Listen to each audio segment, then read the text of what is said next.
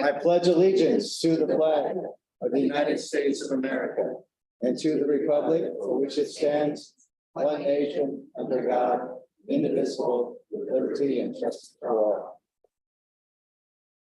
May I have a roll call of members, please? Yes, Director Branning, Here. Director Brown. Here. Vice Chair Hernandez, Present. Director Josie. Present. Livermore alternate Marchand, Here. Director Testa, Present. and Chair Hubbard. Present. We have one. Very good. Thank you. Item 3 is chance for members of the public. Any comments? Members of the audience may address the Board of Directors on any matter within the general subject matter jurisdiction of the LAVTA Board of Directors. Do we have any speakers in person? Any online? We do not have anybody online. I didn't receive anything via email, and there's nobody here in the public today. Great. We'll close item 3 and move to item 4, consent calendar. These are items generally approved as a group unless anybody would like to pull an item by raising their hand or giving my attention. Mayor Marchand. Just a quick question on hydrogen retrofits. So I think this, we're not going to be fueling there, but will this be review? Well, it says review the as-built, but will we get the as-built when the project is completed? Let me try that again. So it just came out of one meeting. In the specs, it says that they're going to review the as-built for the project. Will we have as-built after the project is completed? Yes. Okay. Yes. All right, that's it. Any other questions or comments? Is there a motion to approve the consent calendar? Brown moves. Hernandez, second. All right. Roll call vote. Are any of us online? No? So can we just do- You're all here. All in favor, say Aye. aye. Aye. No comments, no. Any opposed? I think one of our very first non-roll call votes is unanimous. All right. I was faster. Item 5 is LAVTA's operating and capital budget for fiscal year 2024. Good afternoon, everybody. I am presenting to you the operating capital budget for fiscal year 2024. I'll start on the operating side. On the operating side, we are increasing our overall budget by 1.55%. This is versus last year's budget, not actuals. We have the total operating budget is $24,619,185. It does have a plan for us to go back to full pre-COVID levels of service. It's been our plan for a few years. We are still recruiting drivers, but we're really hoping that for this next year, we will be able to do that. On the revenues, or excuse me, back to operating, the paratransit, you'll see is going down quite a bit. That has to do with the amount budgeted last year by the then director of operations. We didn't have the contract signed at budget time. So his estimates were much higher than what they've actually been this year, which is preferred instead of going over budget, but it was quite a big difference. We are budgeting fuel this year at $4.25 a gallon. Our average actual state is $3.93 a gallon. So this time last year, I honestly thought it was going to be closer to $5. So I'm very happy that it has gone down, but we still like to budget conservatively in case it does go up. So we also put in a little extra on that line item, just in case it goes above what we're anticipating. For our non-revenue vehicles, we budgeted $550 now, but that's a much smaller line item. On the revenue side, one thing that LAVTA does that is somewhat unique compared to other agencies is we do not budget revenues unless we have that grant in hand. So even if we feel good that we're going to get it, we don't put it in the budget because then what you end up doing at the end of the year, you spent all your operating, you did all your operations, now you have to back up with revenues. We prefer to go the other way where, hey, we got the grant, now we can put a little extra reserves. Doing it the other way got us in trouble in 2009, so we changed. On the capital side, we do it the other way, and we budget what we're anticipating. And the reason for that is because if we don't get those revenues, we just won't do the project. So, for example, we've recently applied for a grant for Atlantis for $33 million. If we don't get the grant, we're not going to find 33 million in our pockets to go ahead and do the project. So we have money in reserves. We don't have that much money in reserves. The capital budget is less than last year, but that's because we completed the bus purchase project. So that's over last year. Those are my highlights. Any questions? Brandon first, then Marshawn. Okay, I have two questions. One is on page 1 of the staff report, just I can understand the percent share of the overall budget. There's 300%, which is 141%. It's on the staff report, not. Sorry, I can't hear you. Oh, You're on in the- chart, On the which is staff supposed to be report, fixed already. yeah, on the staff report, the changes, there's just big percent numbers, 300% minus 150. What are those percents? That's the share of the overall budget increase. So of that 1.55%, Yeah. I believe it was Jerry Penn who asked me to put that in there years ago, because he didn't like the increase over prior year. He wanted to know, I think that year was like a 14% increase. So he wanted to know what made What's that. driving? Okay. Exactly. So being 1.55, the numbers are a little kind of scary. looking. Yeah, I just didn't understand where those percents came from. Yeah. And then my other question was, is really only 5% of revenue from the fare box? Yes and no. Welcome to. Very low. Yeah. In a normal year, pre-COVID, Mhm. it was about 15 to 20. Okay. After COVID, it's been trending higher, but what I used was, I annualized this year's actuals. So some of that's not perfectly accurate because, our Clipper revenue takes like 3 months to get after the month closes out. That will be changing soon when we get Clipper too. But yeah, I like to, budget conservatively on this. Okay. So yes, it is fairly low. Yeah, I mean, if it's that low, just, we might want to think about possibly fareless. I know there's ups and downs on that. Something to throw. We out there. have done that, especially to introduce riders to the program, but it's called fare box recovery. And it's not better than. Well, for some of Yeah. for some of our FAIR. for some of our funding sources, we have a fare box recovery ratio requirement. Hmm. So for us to, they're kind of waiving it because of COVID, which is great. But like for our STA, that would be a huge chunk of our budget to lose. However, you never know, the region may decide to change those rules, so. They have a lot of control over that, so it's something that's been talked about, changing those rules, but I'm not gonna do that, so. But the downside would be a whole 5%. Right. Financial wise, it's not a huge. 1%, 24 million. 1.2. And Marshawn. Yes, so the purchase transportation, those are contracted drivers. We don't have drivers of our own. right, our fixed route is contracted to MV Transportation, and our paratransit is actually contracted to Contra Costa County Transit Authority, so county connection. And then they have subcontracted to Transdev, who then has some subcontractors of their own, who then also have some. So, okay, so we don't have any drivers of our own. So No, we all have that 15 stuff- employees. Okay, so our 15% of our expenses are staff. I noticed page 61, the what's it? Oh, yeah, the transit center upgrades and improvements. And there's a federal funds supporting $20,000. And love the shot there. And we used a couple $1 million in federal funds for that, as I recall, to restore and move that, the city. And so what are the upgrades that they're proposing to do there? I know that there's a space in the back. There'd be like a deal, community room, something like that. This is not the building at all. We don't own the building. Oh, So this is the transit center property. There's a landscaping project that was on the consent. okay. There's some asphalt or lighting that's out there because the base of the lights are in the landscaping or resting. We'd also like to change it to brighter lighting. You know, we have some issues out there sometimes at night.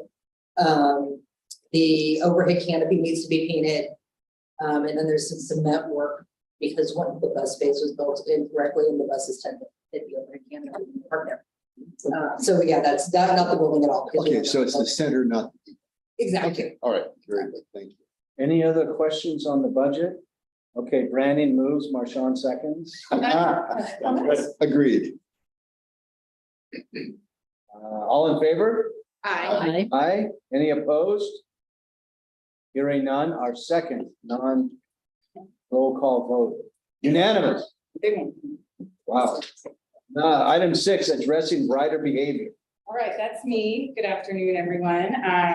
This is an information item. Just wanted to update you on some challenges we've been having with our riders and brief you on the solutions that we are implementing. So should be no surprise that we have unruly customers from time to time on our buses. This is not unique to us, but we have definitely been seeing an uptick, particularly on our school tripper routes. We've been receiving reports of naughty children, if I can be so casual with you, vaping on buses, selling vapes on buses, being very disrespectful to our bus operators, sitting in the aisles, just a whole host of. Oh, a ride along. Right along. Well, I will want to point out that Director Josie did put on a vest and come attend a sort of a ride along or a point check with the buses one afternoon at Dublin High, where we went on and tried to just really reinforce what the operators are dealing with. The operators, they have a lot on their plate. We want them to drive safely, and they're being called names. They're at the point sometimes where they have to pull the bus over because the kids aren't listening and it's unsafe. That's costly. We have to dispatch a road supervisor. We are now following up with not to point out Dublin High, the kiddos are everywhere in the Tri-Valley misbehaving, but Dublin High has been wonderful. We have 9 cameras on our buses. When we hear a report of someone misbehaving, we can pretty much, not immediately, but next day, pull that video, send a screenshot of that kid's face, and then follow up with Dublin High administrators. Why are you not following up with their parents? The school district. Okay. Yeah. Because no one gives them contact. I was gonna say, Yeah, because yeah. that's the beginning part. And in some cases, I think the school district does follow up, and there are just some repeat offenders. I'll also just note, some of our ACE passengers have been a little unruly, not wanting to show their fares.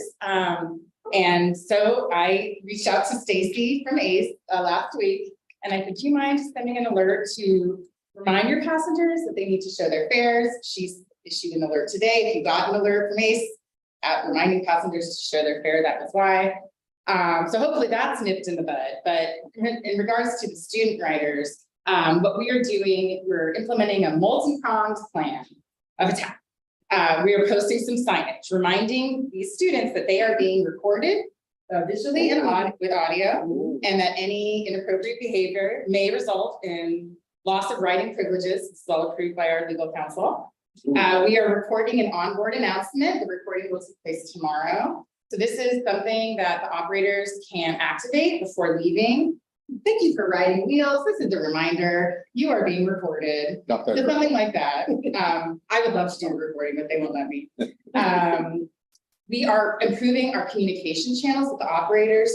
So as you know, we have a challenge hiring operators. This is a hard job. And in addition to the schedule challenges and not really having weekends, you're dealing with kids that are unruly. And so we want to show them how supportive we are trying to be as staff, and making sure that operators know that we have a good feedback loop. So if they encounter a student who doesn't want to pay their fare, or somebody who's calling them a bad name or otherwise misbehaving, we will act on it. We're not going to ignore those comments. So we're working on that feedback loop, and thank you to Regina in the back. We'll let the drivers know that we're going to be. Oh, yes. Oh, absolutely. And I think when we were out doing our field work, they were very appreciative of staff being out there.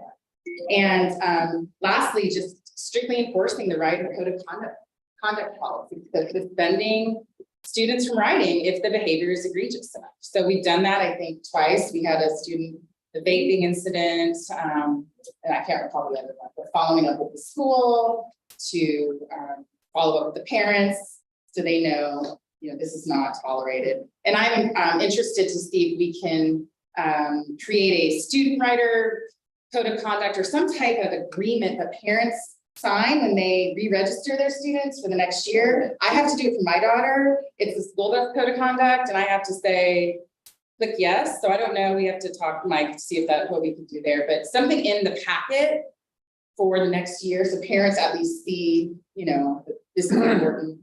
But you are able to get the students, because every student that goes there and checks off you know, with the Clipper card, if you have their information. We don't know who their name, like that's all That's only- personal identifiable information, so it is, the best we have You is know who's on the the- videos. And then our partners.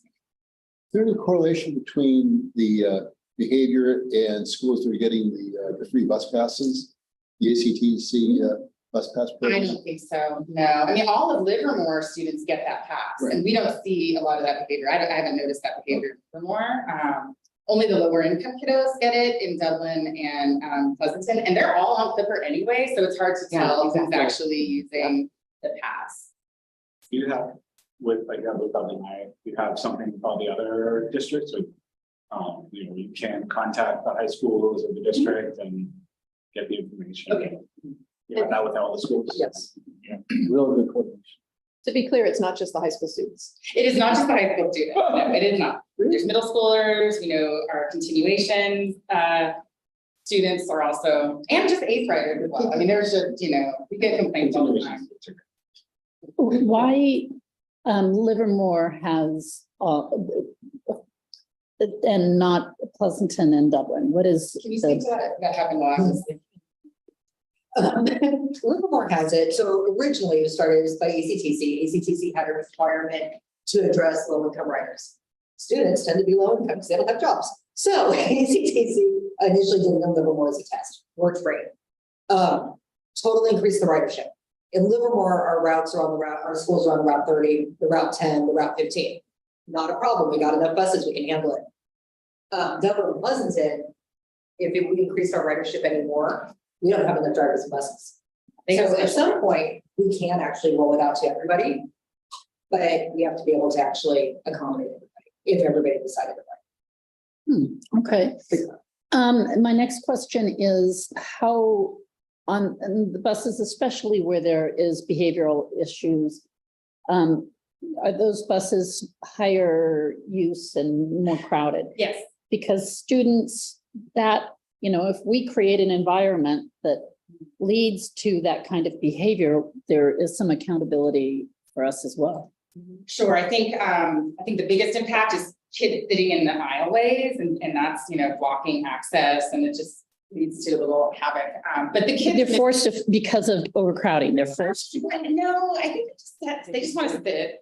Okay. I mean, I had to tell a couple of them to stand up when I was out there. So Okay, so there were seats for them. Yeah, and we're maxed out. We should be Standing in the But office. standing room only. Oh, It's Yeah, and. They shouldn't be. Well, we've been doing that for a long time. We have been, yeah. I know, when my kids were on, it was, it was dangerous. I mean, and they came, I thought it was unreasonable conditions, so we don't. What morning routes can we do to change the schedule? Or I really it's just think in the morning, the afternoon. it's the right? afternoon most frequently, although we do get some kids in the morning. But I mean, the standing room only is a morning and afternoon. It is Dynamic. morning, afternoon? Afternoon has higher ridership. Yeah. when it comes to those buses. So They get to school some other way. if their parents drop them off on the way to work, Got it. but parents aren't home from work yet. Just so you all know, we deploy 11 buses to Dublin High in the afternoon. 25% of your buses serve that high school. That is a tremendously huge percentage of your ridership. Which will and go your down when resources. the other high school opens, maybe. Yeah, I mean, when the other high school opens, we have an opportunity to bring the 30R as a way to get to school, which is a resource that already exists where we have capacity. What's challenging is these schools where we have to run these tripper routes. They're very resource intensive and very short in length, very productive. And just, they all operate at the same time. So our peak resources are just really stretched thin. And there is a choice we will have to make if we desire to add more school focused service, either we expand our network and we find more money to operate service, or we cut service from somewhere else, or we look for more innovative solutions. But I do hear you on the crowding. We've seen the kids misbehave in not full buses as well. Some of these kids are just, Of course, they're kids. yeah, so But if you create an environment that, you know, our kids always complained about the standing on the buses and that get, you know, tousled and they didn't feel safe. okay. Yeah, we reviewed that. Sure. We did review that in the past and it was because of ridership and there actually wasn't enough room to park all the buses in front of Dublin High. So it was complex and they're usually standing just for a short while till someone gets off and then they can sit down. It's not like they're riding for a long period of time. But I would like to request that all schools be contacted for this disciplinary program. It shouldn't just be one or two schools, and I definitely want Pleasanton on that list. And then I wondered if you could expand on your code of conduct, because is there a warning before they're ejected from the bus? How does that work? You speak to the code of conduct also? Because I mean, I rode a bus because I lived in the country and there were bad kids. It's not as prescriptive. It is, there are a list of what you should not be doing. But it is not as prescriptive as our paratransit policy, whereas you get a written warning and then you get. I wonder if we should tighten that up. We are looking at it, Matter actually. It's one of the of- things, yeah. Okay, good. Yes, recently the schools have been issuing the discipline because they are responsible for the students until they get home. Yep. And some of the things like vaping, that goes against school books as well. So, yes, exactly, it's actually against the law to smoke on a bus. So they've been issuing and they've kind of been determining what they think is the proper amount of time. They usually do a week. It seems to be working. We had a student who was suspended for a week for directing inappropriate language to our driver. And then we had a girl who claimed she got thrown off the bus. She was not thrown off the bus. We pulled video, but when her mother called, the first thing her mother said is my daughter going to be suspended from the bus? Because she didn't want to have to pick her up. Right. So Yeah. word is getting out, she was not suspended for the bus. Parents are- And she was not thrown off the bus either. She chose to get off because she didn't want to follow the rules. Sounds like you have a good policy. I just want to make sure it's in writing because there's ever a question about those policies. And it's wonderful that you have support from Dublin, PUSD, I would think, and Livermore Unified. And then I too would like to look a little bit more into this ridership 100% free for Livermore. Even if it's some portion or some, the policy at LAVTA has been that the three cities are balanced in their benefits from LAVTA, that the amount of bus time per city is balanced. And so if there's a rate difference, we certainly know that Livermore is also an affluent community, that we have some sort of fair balance there, but the low income students get the rider bus that they deserve. And need. Thank you.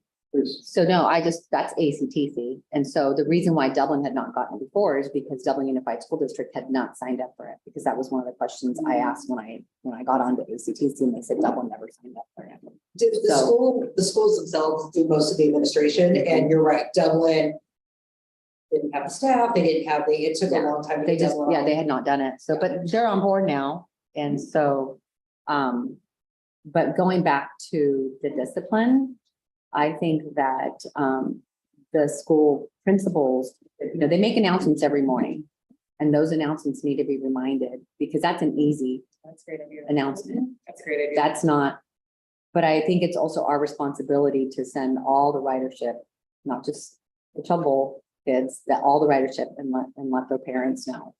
That's a great idea, though, the principal announcement. And Maureen, the principal at Dublin High, was out there with us with the best. Looking at the paper. And I don't mean to just single out Dublin High, it's just where I went. And so that's my most recent experience. But yeah, we do also have problems with Pleasanton Middle School and, all the schools. I have another question, sorry, if you don't mind. You said the ACE riders didn't want to show their fare, what? So the complaint was, and Regina can elaborate if I get it wrong, so we have an agreement with ACE where we honor ACE tickets. So you buy your pass or your ticket on ACE, you flash it to Wheels, you key it in, and it's great. And they were not wanting to show their pass, just refusing to show their fare, and it was an issue. On the bus. And It's okay to get on the bus. You start being- And we wanted some support in enforcing this. We wanted to make sure ACE knew that this was happening, and I was pleased that Stacy sent out a text alert today. So I haven't heard if there are any more issues, Regina. Okay, so hopefully that's a one and done, and that doesn't recur. I can't imagine why anybody would refuse, but. Sorry, one more. I did live in the country. I never rode the bus and I would never be a bus driver. And I just want to make sure the bus drivers know how much we appreciate them. Yes, we might have a hard time finding good bus drivers, but the ones we find, we want to keep, and they should know that we support them and that if there's discipline problems, we're here to support them. What can we do to make it better? And their job should be reasonable and they shouldn't have to tolerate a bunch of brats. And they're doing it times what, 60 or something, instead of times 1 or 2 like the rest of us. So, I think it's spring has sprung and COVID weather is- heats up and COVID is over and Things have actually recently calmed down. We're- all right, Blame it on spring. we'll close. Any public comment on item 6? Should have asked, any public comment on item 5? No. Move on to item 7, July 2023 board meeting date change. Yes. This is an action item. I was looking ahead at the calendar and noticed that you had your board meeting on July 3rd. And I thought that board members may want to have an extended July 4th holiday. So staff are recommending that you move your July meeting back 1 week to July 10th. Any questions or comments? Wait, move it to where? July? July 10th. It's a 10th. Monday, right following. We got a council meeting that night, but plenty of time. We'll keep the agenda light. All right. I can't believe we approved the calendar with July 3rd. Somebody missed the ball on asking the question. I wasn't here. That's a good one. I did see it happen. Myself Very included. not like that. Myself included. I left it in there expecting that somebody would. say Oh, something. that's Nobody very did, clever way so to get out of it. I was thinking David would notice, but It worked for me. I noticed, I was just like, okay, I can do that. I'm not leaving I think that. you actually talked about it at the meeting. you have a meeting on that 10th, though, that's reasonable. Then it gets here. Any public- All right. Mr. Chair, I'll- Brown moves and Josie seconds. Right. Is that okay? All in favor? Aye. Aye. Any opposed? Or abstentions? Our third non-roll call vote unanimous. Thank you. Item 8, Executive Director's Report. Okay, I have a long list of things to talk to you about. First, a few things that are not written down. Very importantly, I want to introduce Mike Tobin. He is our new Director of Operations. Literally is on the ground sprinting and joins us from the city of Culver City, where he was Deputy Transportation Chief or Officer. Officer, yeah. He's great. He's just really been an amazing addition to our team and getting very involved in all things, wheels, out there riding the system. So really happy to have you. Watch out for the middle schoolers. Yeah. I know. They're the meanest ones. They are the meanest ones. I'm also proud to share that our local MV Division number 44 just received an award from MV Corporate for the most improved division in preventative accident frequency rate. So congratulations. So that's wonderful. A really exciting event that I want to alert you to, we are going to have a bus rodeo on October 28th. A rodeo. A rodeo, Rodeo. ROADEO. This is a thing. Rodeo. This is Radio actually- rodeo. It's a rodeo. This is the October That's 28th. Livermore, It's right? gonna be Halloween Radio. themed. This is a thing with a capital T. Bus drivers compete nationally for rodeo champion. And they have very intricate courses. It's like an obstacle course. It'll be a family event. We're gonna have a bounce house. We're gonna have food, music. I want all of you there. And if anyone wants to learn to drive a bus and to do a little part of the course, I will invite you to do that. I would like to do that myself. Just fair warning, if you hit anything, you'll never live it down. So just keep that in the forefront of your mind, but this is a really exciting event. We haven't done this in a very long time. Samtrans did this regularly. County Connection does this annually. Their rodeo is this Saturday. We're sending some staff there to judge and learn what it's about. So it will be at Atlantis. So we're gonna buy 1,000 cones to set up our obstacle course. And I think it will be a really, really fun event. 3 o'clock, 4 o'clock. Oh, it's all day. What's This the is date an again? all day thing, the 28th, Saturday, October. So it's hopefully that's enough time. But we want all of our operators to come and join the fun. Operators will work that day, so if they come off their shifts, they can come by, get some food, but there will be a set of operators who actually compete. And if they do well, we can send them to other competitions. So it's a really cool thing. And I would encourage you to learn to drive a bus and see. And then lastly, kind of left. Can you get a chair and we can sit in place of a cone, a director can sit? Well, I'm thinking of it. Done. Michael, can we do this? Yeah, I wouldn't. I'm gonna do that checkered flag. Oh, that's a great idea. Winner. And then the last major update before I'll go into my written report, BART is rethinking their schedule in a very major way. This is no surprise. BART ridership is down still pretty significantly. Office commuters are not really coming back mass to San Francisco, and BART is seeing greater ridership on the weekend and off. So to respond to this, they are proposing to change their service pretty substantially. This just came to light last week, which is why it's not written down in your packet. But they're looking at changing from 15-minute service, a train every 15 minutes to trains every 20 minutes. And I do agree with what they're thinking. I don't think it's a bad plan. I think it's responsive.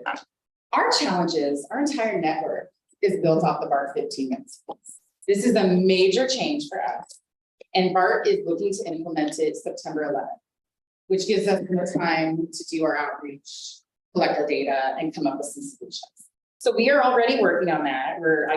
I've been getting data from BART on our Clipper transfers to understand how many people actually take wheels to BART. Surprisingly small. I just got the data today. So we are going to work through some service scenarios. We will have a public outreach process. So this is like a mini comprehensive operational analysis. Yes. And anyway, I just wanted to alert you all to that. Isn't it just in alignment with their new schedule? I mean, It's more complicated than that, unfortunately, because routes in Livermore are timed every 30 minutes to connect with those buses coming every 15. So you split those headways to every 40 minutes, Slow or down. every hour. Yeah. they're going down to 10 miles an hour. So yeah, it's a bigger challenge for us. A lot of the other agencies that I've been speaking with, they aren't in the same situation because they are served by more than one BART train. So they have still good frequency of service, whereas we have one train. So Should we make an issue with BART and say, think again? Delay till next year? I'm going to speak up at the staff meeting tomorrow. BART is aware of my panic attack. And I think they were unaware of how significant of a change this will have or would cause for us. Take a lot of sense. It doesn't.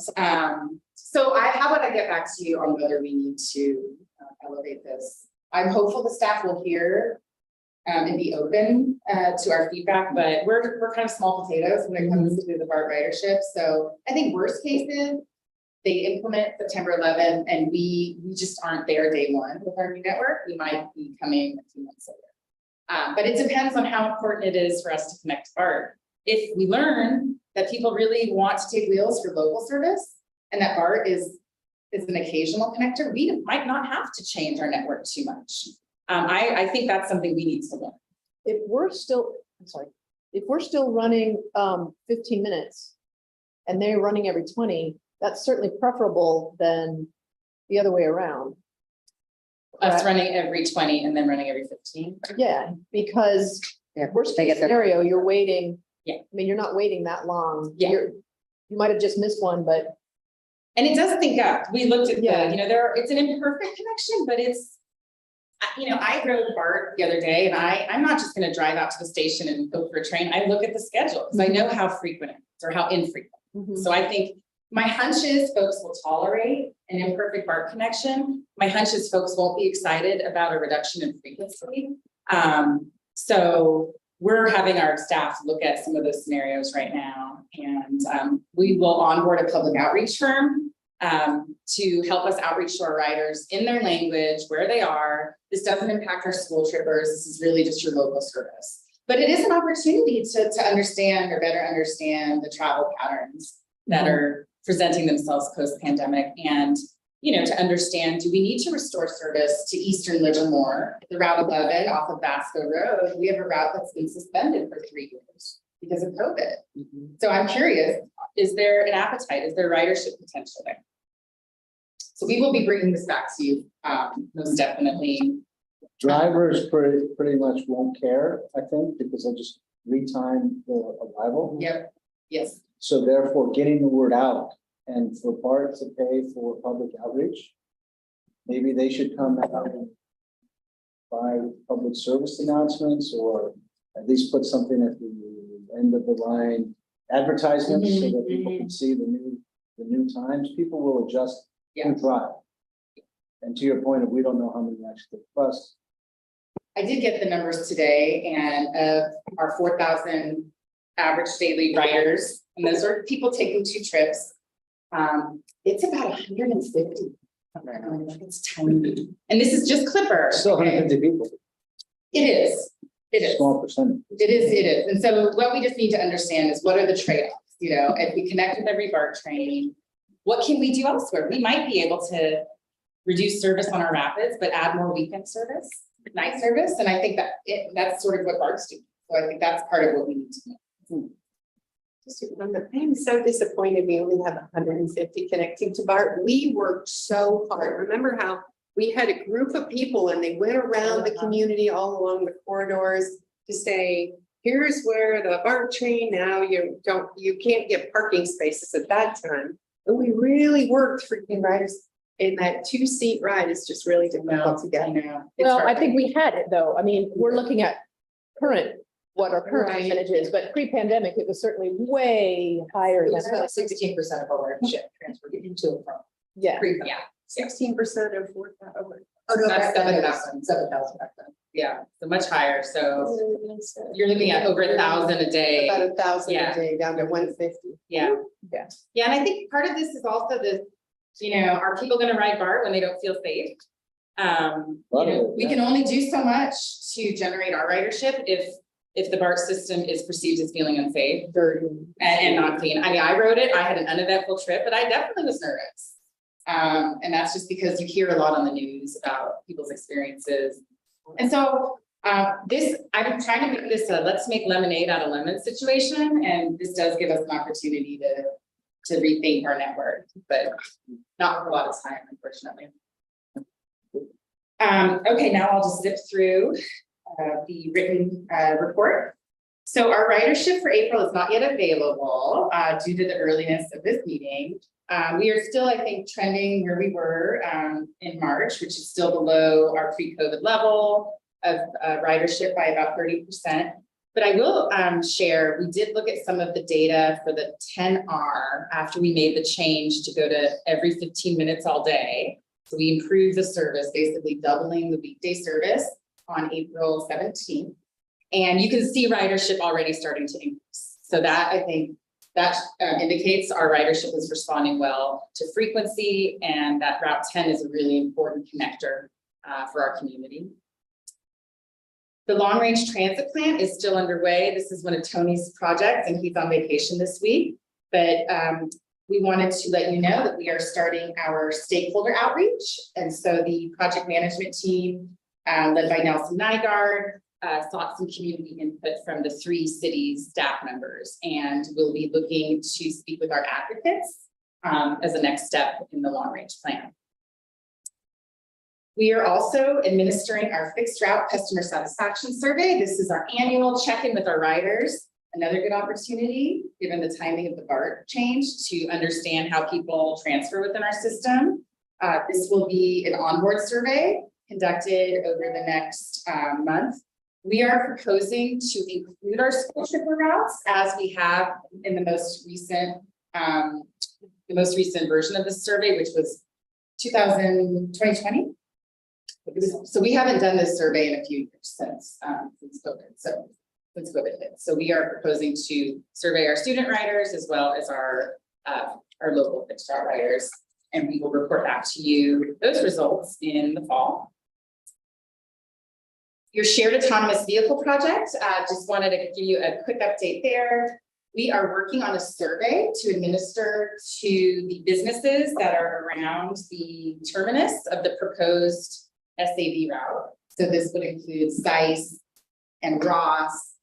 And what we want to understand is, are folks able to take this SAV service? Do they live near a BART station, or are they able to take BART to connect to the SAV? Are they commuting into the office? What time do they start work? So this all will help shape what that SAV service will look like, and then the cost of that.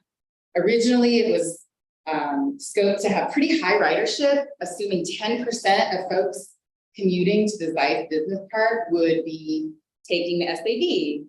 And that meant that SAV is running all day. You need 2 of them to handle that demand. So we are kind of dusting off those assumptions. I don't think we'll see a tremendous amount of demand, but this is part of my, doing my due diligence with the SAV project. So we will continue to work on that. And bus stop maintenance. So I thank you, Director Brown, for sharing the picture of the embarrassingly dirty and trashy shelter. So I want to encourage you all to, if you see a bus stop that is in need of attention, just please email me, text me. Bus stops are the gateway to our system, and we're just seeing a lot more trash and vandalism. And while not every bus stop is our responsibility to maintain, we have cooperative agreements, Hacienda Business Park, they work with, they maintain their shelters. Tomorrow's gotten that phone call. Yeah. But BART, they And have, BART has theirs, and do they listen to you when you tell them? no, I'm working. Another conversation. It's gonna be a little louder, yep. Tony just shared with me, I'm trying to figure out the volume, so yeah. Tony shared with me that it's been years since we've been telling BART to fix their shelters, so. I know, you need to send it to us. I know, so I met with James Paxson about the Hacienda shelters. He's assured me he's got a new contractor and he will attend to any trash that we see. And so I felt good about that conversation. And we're also, just a quick follow-up, working with the city of Pleasanton on that First and Neal bus stop request. If you'll recall, a few months ago, her reported out that the TAF requested some changes to the Route 8 bus stop at First and Neal. The city staff have been great. They are actually looking at extending a bit of red curb so that the bus can safely pull in and use the pad to alight passengers. Back to James Paxson and Hacienda, it was more than trash. There was paint thrown at the plexiglass, smoke colored plexiglass, and it had been there, what looked like for years, a long time. And so if there's an agreement that we have, I know this is going backwards, but perhaps Mr. Conner knows or can find what is that reciprocal agreement? And it should be more than just picking up trash. It should be the condition, the look, the chairs are broken, they're going to be repaired, and the plexiglass needs to be replaced if it can't be restored. So LAVTA purchased a bunch of plexiglass for James with some funding that we had available. And his team has been slowly replacing those panels. I think that panel that you saw was one of the shelters that had not been attended to. James has a limited budget. He's definitely, if we can find any more funding to support the plexiglass, he'd be all open to that. Always trying for, but you know what? It just needs to be able to raise the funds to do the job. So is there agreement with Hacienda with the city of Pleasanton? Because I don't think LAVTA, we have a. No.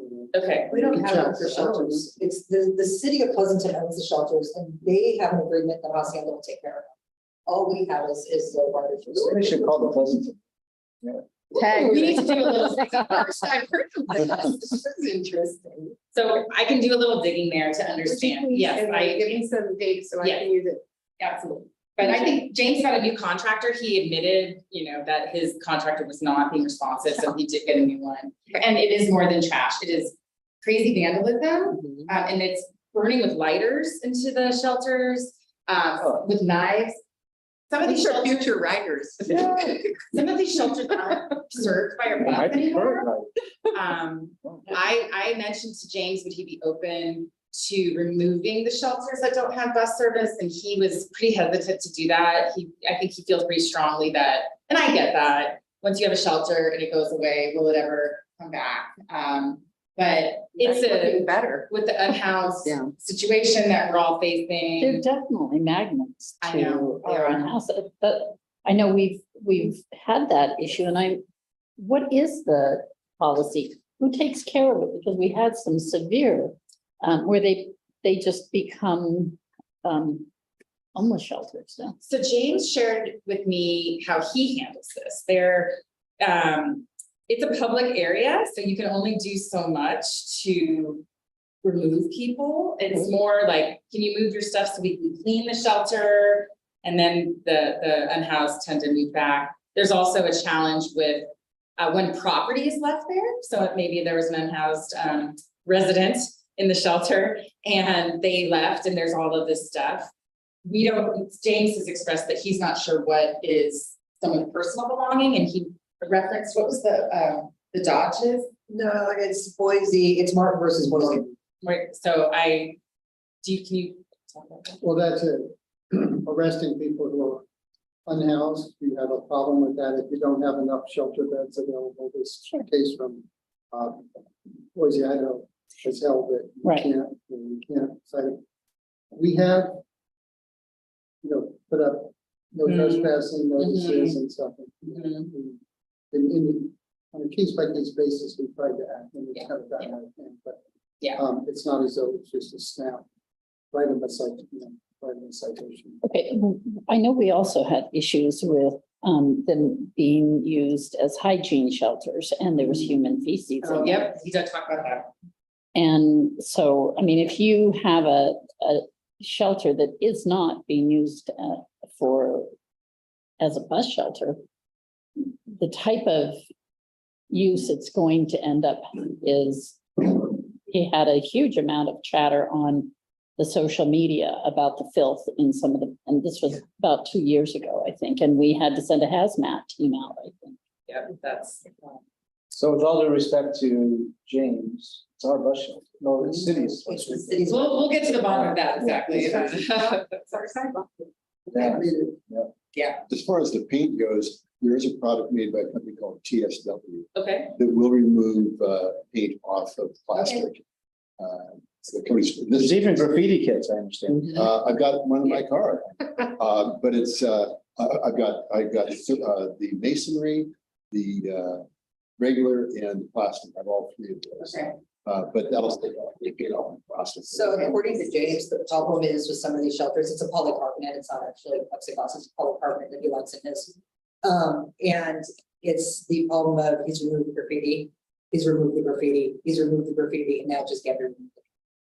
So that's according to James. Well, maybe the mayor of liver market.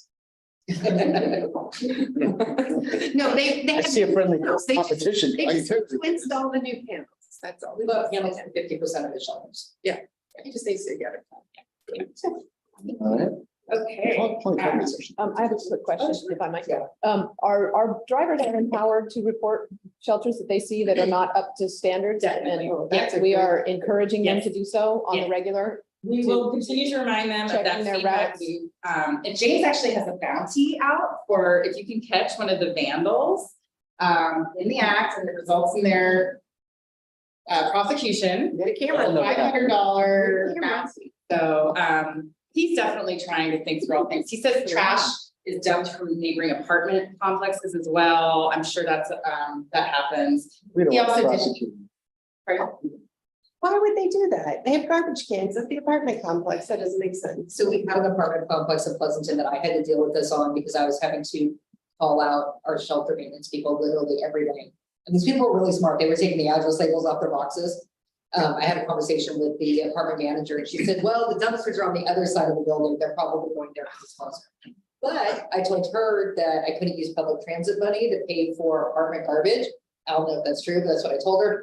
And we haven't had a problem since. And it's been about 4 years. You found the right person to talk to. Yeah. Okay, a couple more items here. We are moving forward with securing this facility. We sent out a request for quotes from 3 firms to better secure this building, in particular, the bus yard and some of the doors in the operations side. Currently, a driver who is coming in after hours on a bus has to exit the bus and type in a code on the keypad to open, is that right? I don't know what they would stand to exit the bus, it's like they're. Okay, but. So we are working on getting RFID tags on the buses so that when the bus rolls up, the gate opens automatically, and also implementing key card access systems the main doors that are not locked when LAVTA staff. There are about 9. There's a gate controller that will be installed, a wireless transmitter, 2 long-range readers, and 9 card readers at designated doors throughout. We had a spirited discussion about Clipper at our last board Did John meeting. get his money back? It's still there. Clipper tells me your money is still there. But they lied to you. They probably did. Not the first time and not the It's last, somewhere. but they lied to you. I know. They do take your money. And when I went online, it said there was $0 in my account.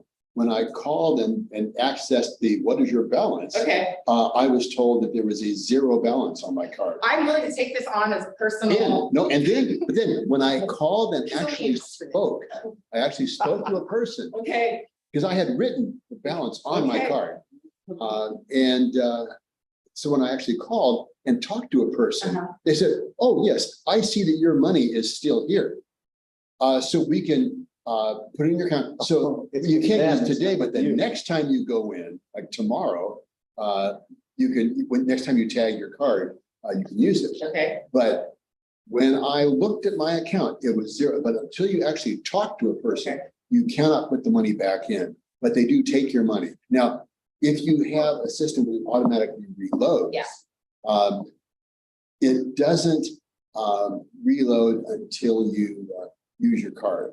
So in other words, okay, they won't, that's nice. they won't take your money and then zero out your account, and then you reload it and then they zero it again. Okay, So you actually have to actually be using it before they'll zero it out. If you have your card with you, we can tag it for you.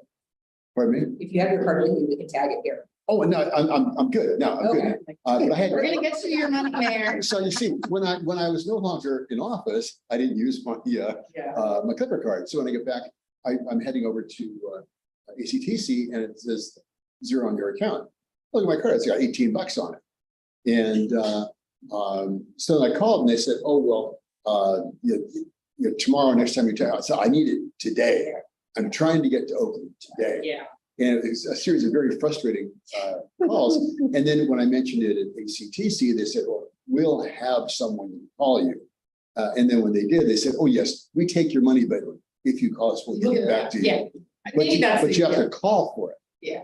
They don't just automatically. No, I think I wrote a different paragraph for this executive director's report, and then I sent it to my Clipper colleagues at MTC and they gave me this. And They did like it. because I think that their point is you can get your money back, you just have to go through some steps. And if you go online, It's still. you have no money. Yeah.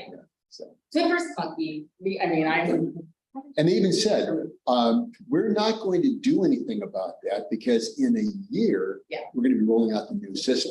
Exactly. So we're not going to spend a nickel on this miserable system Yeah. because we're going to have a wonderful system. And recognizing how well the BART computer works, I'm not holding any great hopes for this. Well, I remain hopeful, but I hear what your comments. It is a clunky system. It's not user friendly. It's hard to add money on your It's user card. hostile. Is what it I is. just heard the Walgreens and the Tri Damn Valley, illegal.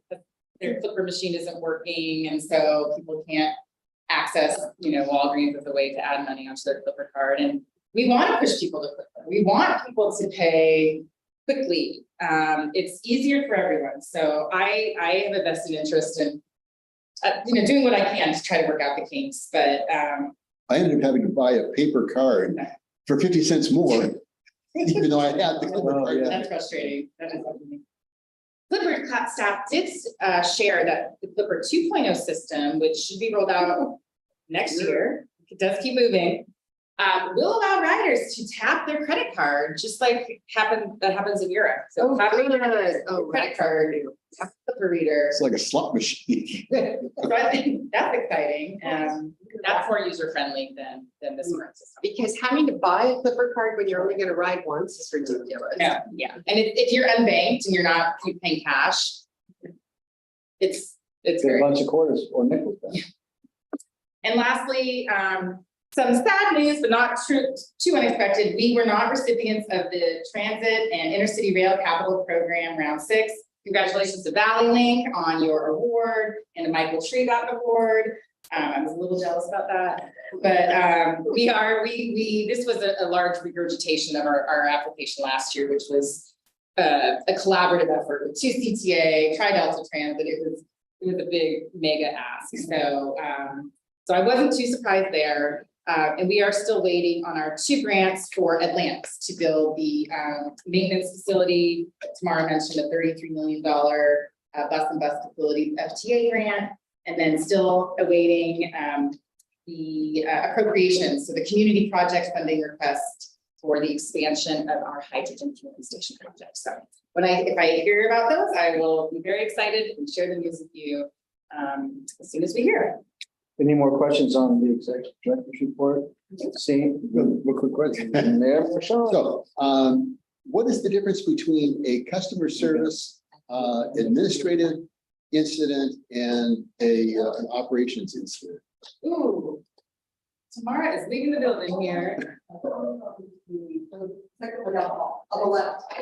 I have an idea, but I don't want to say it wrong. Because So- we have 5 incidents in March that were administrative Yes. and none that were operations. Okay, that's odd. So administration What's an is incident? things we do kind of here. There's an issue with the bus schedule that hasn't happened in a while. There was an issue with the bus schedule, or they got this information from the customer service representative, which is also rare, but we do have someone new over there, that kind of thing. Operations is more like something happened in dispatch, something happened with the bus driver themselves. Maybe, Oh, you know. I was thinking like, this is being an assault. No. We haven't had. These are just assaults glitches. since COVID. Yeah. And honestly, I think that was the only assault in 18 years I've been. So our bus drivers, I went to a whole safety seminar, and they were talking about bus drivers and the attacks, and I was just sitting there going, oh, I'm very thankful for where I work, because our drivers, they get verbally assaulted. But physical is very, very, very. We have very different definitions of incident. Yes, well, yes, the incident, this is more minor. Okay, than it's an issue. it's a- Yes. Yeah, it's more of an issue. We did have that one rider where the bus driver pulled a gun, remember? Oh, yeah. Okay, yes, we don't mention that one. Really? And that was not the passenger assaulting the Last driver. issue Exactly. we had. The passenger rushed the driver after the gun was pulled, so it wasn't related to passenger assault. He rushed the driver after the gun was pulled? Wow, Yeah. the difference between genius and stupidity. Genius has limits. Yes, well, yeah. I think the guy was gonna get a bystander or something, but fortunately, nobody was hurt. A question, if I could, on this report for Go Tri-Valley monthly trips. You're flowing along very consistently in March, looks like 2 months worth. Marketing campaign on Facebook. Huge marketing campaign in March. Really? Yes, Successful. It's a real. it was successful. Yeah, Okay. yeah. I thank you for pointing that out. I actually wrote a note to myself to point that out, but yeah, so that was really good. Can we do that for Go to the other ridership? Yes, I think we should It seems like it'd be definitely. a really good option for riders. It does, yeah, absolutely. I think we actually need to renew one of our agreements with either Uber or Lyft, where we might be coming up to the top end of our spend with them, so you might bring that back to you. And then, the preview of items, is your normal business for it's next month, June and July, and we scheduled the July meeting. You have your safety plan update that'll be for you for action in June, so we stay in compliance with FTA. But that concludes my report. Treasurer's report in June. All right, any other questions? Public comment? Seeing none. matters introduced, initiated by board directors? Seeing none, next meeting is June 5th. Adjourned. Good stuff. For the record, we